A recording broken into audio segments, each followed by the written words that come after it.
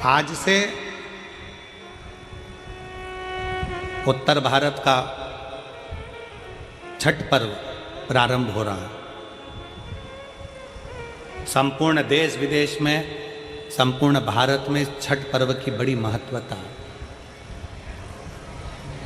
दुनिया के सारे व्रत 12 घंटे, 13 घंटे, 14 घंटे, 15 घंटे, 18 घंटे, 20 घंटे, 24 घंटे के होते हैं, पर भारत की भूमि का, सूर्य की उपासना का, षष्ठी माता की, छठ माता की उपासना का ये छठ पर्व 36 घंटे का व्रत होता है। 36 घंटे का व्रत होता है। सारे व्रत 24 घंटे के, 12 घंटे के, 18 घंटे के, पर षष्ठी का व्रत, छठ माता का व्रत 36 घंटे का होता है। आज से माता छठ की पूजन चालू होती है और ये पूजन होते होते होते होते चलते चलते धीरे धीरे धीरे धीरे फिर छठ पूजन तक पहुंचती है। डूबते सूरज को अर्घ देना, फिर उगते सूरज को अर्घ देना, माँ षष्ठी का व्रत करना। कितनी प्रसन्नता है। ये छठ का पर्व, ये छठ की उपासना, ये उत्तर भारत के बिहार, उत्तर प्रदेश में जहां जहां पर छठ की पूजन करने वाले भक्त रहते हैं, वो ये दिखाते हैं कि छठ पर्व की परिभाषा क्या है। हम अपना दुकान, मकान, काम, व्यापार, पूरा शहर छोड़कर हम छठ मनाने के लिए ट्रेनों में बैठकर, बसों में बैठकर अपने गांव चले जाते हैं। हम अपनी एकता का प्रतीक देते हैं कि हमारा छठ पर्व हमें एकता सिखाता है। हमारा छठ पर्व हमें एकता सिखाता है।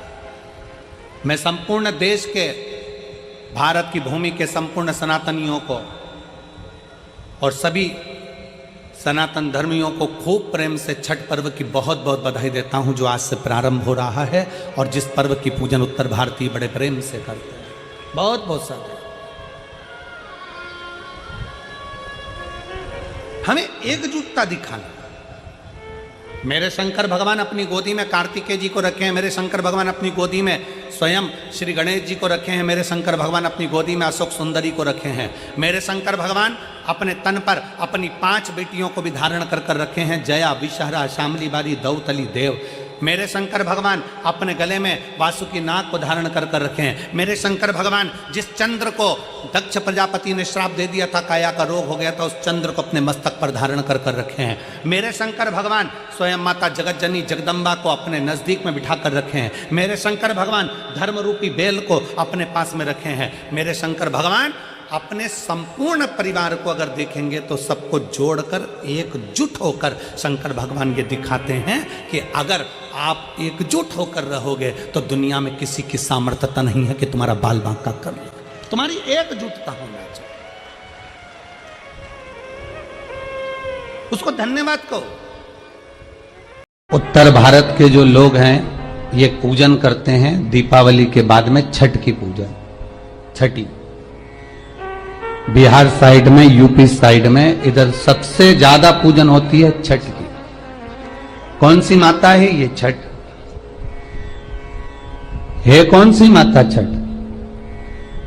जितने लोग पूजन कर रहे हैं उनको भी ज्ञात नहीं है कि ये छठ की पूजन होती क्यों है, ये माता है कौन सी।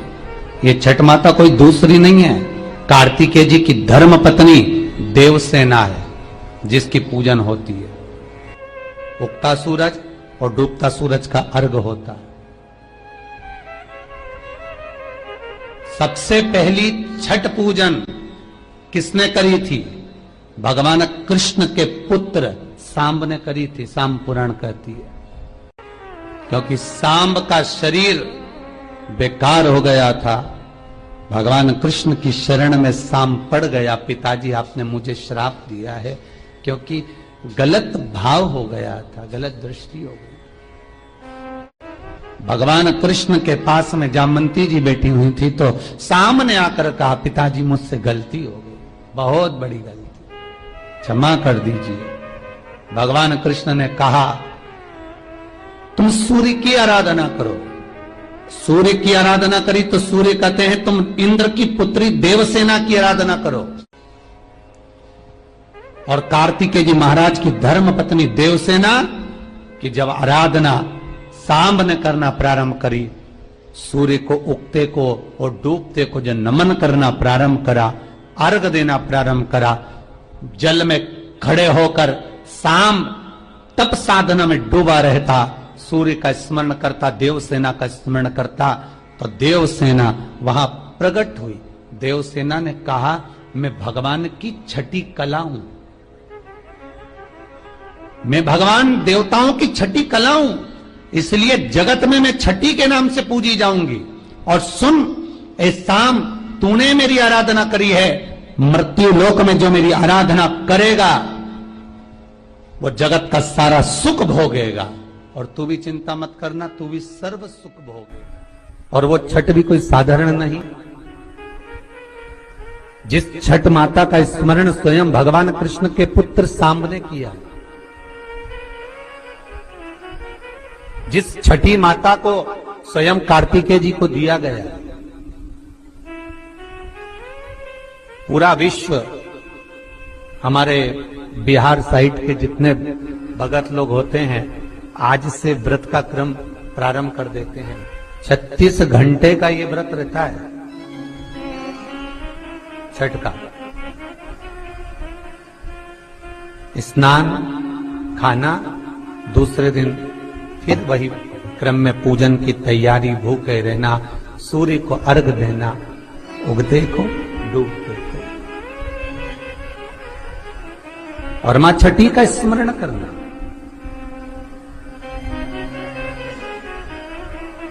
और ये कोई साधारण सा महीना नहीं है कार्तिक का महीना, जिस कार्तिक के महीने में माता लक्ष्मी का स्मरण कर रहे हैं, कार्तिक के महीने में गणेश का स्मरण कर रहे हैं, माता सरस्वती का स्मरण कर रहे हैं, भगवान शिव का स्मरण कर रहे हैं, ये वही कार्तिक का महीना है जिसमें भगवान शंकर और भगवान कृष्ण का, भगवान नारायण का मिलन हुआ था। अभी जो कार्तिक पूर्णिमा आएगी उसके एक दिन पहले हरिहर मिलन आता, वैकुंठ चतुर्दशी,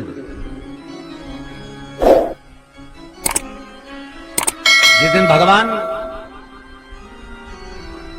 कृष्ण को, नारायण को, ठाकुर को बेलपत्र चढ़ती है, और भगवान भोले बाबा को, भगवान शिव को तुलसी का दल चढ़ता है। दोनों का मिलन हुआ था, हरिहर मिलन, वैकुंठ चतुर्दशी। और हमारे शिव महापुराण में इसका बड़ा महत्व है, क्योंकि संपूर्ण समय में, पूरे वर्ष भर में केवल एक दिन ऐसा होता है जिस दिन भगवान शंकर पर तुलसी का दल चढ़ता है, और संपूर्ण समय में एक दिन ऐसा होता है जब ठाकुर जी पर बेलपत्र समर्पित होती है। शास्त्र तो कहता है, विष्णु पुराण कहती है, स्कंद पुराण वर्णन करती है कि ठाकुर जी को तो बेलपत्र आप अगर पूजन कर रहे हो तो रोज समर्पित कर भी सकते हो, पर शंकर भगवान को, भोलेनाथ को, मेरे विश्वनाथ को तुलसी का दल साल भर में समर्पित नहीं होता, केवल एक वैकुंठ चतुर्दशी का दिन ऐसा होता है। और उस बेलपत्र की भी बड़ी महत्वता है। और कार्तिक के महीने में अपन जब कथा श्रवण कर रहे हैं, आनंद ले रहे हैं, सुनने के लिए बैठे हैं, और मौका मिला है कार्तिक महत्तम को श्रवण करने का, तो एक एक महत्व को अपन समझ। उत्तर भारत के जो लोग हैं ये पूजन करते हैं दीपावली के बाद में छठ की पूजा, छठी, जिस दिन आप किसी व्रत को उठाओ, शिव पुराण की व्रत शिव पुराण कथा कह रही है, जिस दिन आप पशुपति व्रत उठाओ, सोमवार व्रत उठाओ, मंगलवार, एकादशी, कोई भी व्रत अगर आप उठा रहे हो, तो पहले, सबसे पहले जाकर अपना जो परिंदा होता है ना, पानी का मटका, पानी का स्थल, पानी का जहां जल भरते हो, पात्र भरते हो, वो स्थल जो होता है ना, उस स्थल के पास में खड़े हो, हाथ जोड़कर निवेदन करो अपने पूर्वजों से कि मान लो अगर मेरे व्रत में कोई त्रुटि होती है, मेरे व्रत में अगर कोई गलती होती है, तो हे देवादिदेव महादेव, हे मेरे घर के पूर्वज पितर, जितने मेरे कुल देवी कुल देवता, आहूत वासुक जो भी हैं, आप उस व्रत को संभाल लेना, मेरी गलती को आप सुधार देना। उनके पास जाकर क्यों कहना चाहिए? क्योंकि वो हमारे बुजुर्ग हैं, बड़े हैं, हम उनसे छोटे हैं। हम छोटे हैं। माफी मांगने में, सॉरी कहने में, क्षमा मांगने में कभी पीछे मत हटो। और जब इस चित्तवृत्ति में अहंकार आ जाए तो पीछे हट जाओ। जब इस चित्तवृत्ति में अभिमान आ जाए, गर्व के शब्द आ जाए, अहंकार के शब्द आ जाए कि मैं कर रहा हूं, मैं करा रहा हूं, मैं कर रहा हूं, मैं का जब संबोधन आ जाए तो पीछे हट जाए। और जब कहीं एक स्वारी संबोधन से, एक क्षमा संबोधन से अगर बात सवरती हो तो वहां स्वारी और क्षमा मूल हो जाते। छठ के दिन अगर कोई लड़का लड़की का विवाह नहीं हो रहा है, शादी ना हो रहा है, तो उसके लिए छठ के दिन अशोक सुंदरी वाली जगह पर एक लाल फूल और शंकर जी के शिवलिंग पर एक सफेद पुष्प चढ़ाकर 5 बेलपत्र समर्पित कर कर 1 लोटा जल अपनी कामना कर कर चढ़ाओ। और जो बेलपत्री चढ़ाई है उसमें से 1 बेलपत्री उठाकर ले आओ।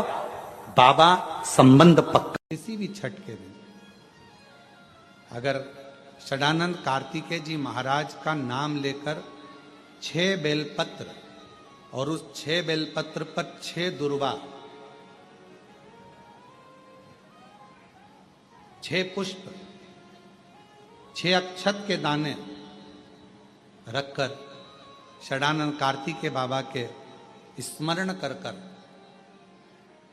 शिवलिंग की जो जलाधारी है, उस जलाधारी पर जहां अशोक सुंदरी का स्थान है उसी के पास में कार्तिकेय जी का स्थान है। किसी भी छठ पर यदि आप बाबा को वो बेलपत्र, वो दुर्वा, वो पुष्प, वो अक्षत का दाना 6 समर्पित करते हैं, किसी भी छठ के दिन, षष्ठी के दिन स्कंद भगवान का नाम लेकर, स्कंदेश्वर बाबा का नाम लेकर, कार्तिकेय बाबा का नाम लेकर यदि समर्पित करते हैं तो जिंदगी में कितना भी कर्जा हो वो कर्जा 3 महीने के अंदर समाप्त होता ही है। कितना भी कर्जा। जो दीपावली के बाद में छठ की पूजा, छठी बिहार साइड में, यूपी साइड में, इधर सबसे ज्यादा पूजन होती है छठ की। कौन सी माता है ये छठ? है कौन सी माता छठ? जितने लोग पूजन कर रहे हैं उनको भी ज्ञात नहीं है कि ये छठ की पूजन होती क्यों है, ये माता है कौन सी। ये छठ माता कोई दूसरी नहीं है, कार्तिकेय जी की धर्म पत्नी देवसेना है जिसकी पूजन होती है छठी के रूप में। उगता सूरज और डूबता सूरज का अर्घ होता है। सबसे पहली छठ पूजन किसने करी थी? भगवान कृष्ण के पुत्र सांब ने करी थी। सांब पुराण कहती है सबसे पहली छठ पूजन, क्योंकि सांब का शरीर बेकार हो गया था। भगवान कृष्ण की शरण में सांब पड़ गया। पिताजी आपने मुझे श्राप दिया है, क्योंकि गलत भाव हो गया था, गलत दृष्टि हो गई। भगवान कृष्ण के पास में जामवंती जी बैठी हुई थी तो सामने आकर कहा, पिताजी मुझसे गलती हो गई, बहुत बड़ी गलती, क्षमा कर दीजिए। भगवान कृष्ण ने कहा, तुम सूर्य की आराधना करो। सूर्य की आराधना करी तो सूर्य कहते हैं तुम इंद्र की पुत्री देवसेना की आराधना करो। और कार्तिकेय जी महाराज की धर्म पत्नी देवसेना की जब आराधना सांब ने करना प्रारंभ करी, सूर्य को उगते को और डूबते को जब नमन करना प्रारंभ करा, अर्घ देना प्रारंभ करा, जल में खड़े होकर सांब तप साधना में डूबा रहता, सूर्य का स्मरण करता, देवसेना का स्मरण करता, तो देवसेना वहां प्रकट हुई। देवसेना ने कहा, मैं भगवान की छठी कला हूं, मैं भगवान देवताओं की छठी कला हूं, इसलिए जगत में मैं छठी के नाम से पूजी जाऊंगी। और सुन ए सांब, तूने मेरी आराधना करी है, मृत्यु लोक में जो मेरी आराधना करेगा वो जगत का सारा सुख भोगेगा। और तू भी चिंता मत करना, तू भी सर्व सुख भोगेगा। अगर आपको ये वीडियो पसंद आई तो लाइक और सब्सक्राइब जरूर करना। आप किसी व्रत को उठाओ, शिव पुराण की व्रत शिव पुराण कथा कर रही है। जिस दिन आप पशुपति व्रत उठाओ, सोमवार व्रत उठाओ, मंगलवार, एकादशी, कोई भी व्रत अगर आप उठा रहे हो तो पहले, सबसे पहले जाकर अपना जो परिंदा होता है ना, पानी का मटका, पानी का स्थल, पानी का जहां जल भरते हो, पात्र भरते हो, वो स्थल जो होता है ना, उस स्थल के पास में खड़े हो, हाथ जोड़कर निवेदन करो अपने पूर्वजों से कि मान लो अगर मेरे व्रत में कोई त्रुटि होती है, मेरे व्रत में अगर कोई गलती होती है, तो हे देवाधिदेव महादेव, हे मेरे घर के पूर्वज पितर, जितने मेरे कुल देवी कुल देवता, आहूत वासुक जो भी हैं, आप उस व्रत को संभाल लेना, मेरी गलती को आप सुधार देना।